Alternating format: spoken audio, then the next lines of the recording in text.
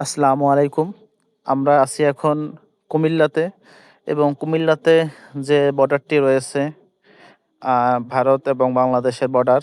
আমরা আজকে সেই বর্ডারটি দেখার উদ্দেশ্যে এসেছিলাম।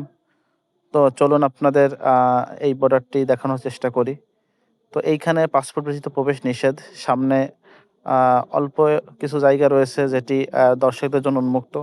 চলুন আপনাদের ততটুকু আমরা ঘুরিয়ে দেখানোর চেষ্টা করি। এইখানে রয়েছে ইমিগ্রেশন পুলিশ চেকপোস্ট, যেটি যারা পাসপোর্ট দিয়ে যাওয়া আসা করে তাদের জন্য প্রযোজ্য। তো আমরা গুটি, গুটি পায়ে হাঁটা শুরু করলাম সামনে যতটুকু যাওয়া যায়। তো আমরা চেষ্টা করলাম সবকিছু ঘুরে দেখার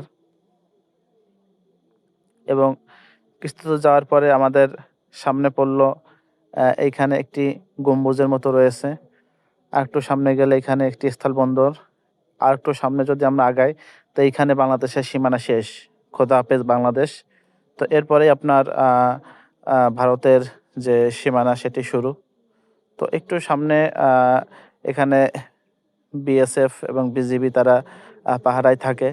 তো ওই সামনে দেখতে পাচ্ছেন ওইখানে বিজিবি মোতায়েন করা আছে। তারা ওইখানে ডিউটিরত অবস্থায় আছে। তো আমরা একটু সামনে গেলাম। যাওয়ার পরে তারা আমাদের নিষেধ করলো ভিডিও না করার জন্য। তো আমরা তৎক্ষণাৎ ভিডিওটি বন্ধ করে দিলাম এবং আমরা আবার আ পিছনের দিকে চলে আসলাম। তো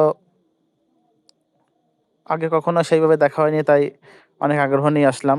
আর ওই যে দেখতে পাচ্ছেন এটি হচ্ছে ইন্ডিয়ার পতাকা। আর এখানে বাংলাদেশের আ যে এরা থাকে ডিউটির জন্য ২৪ ঘন্টা। তো ধন্যবাদ আপনাদের ভিডিওটি দেখার জন্য। সবাই যে যার মতো পাশে থাকবেন।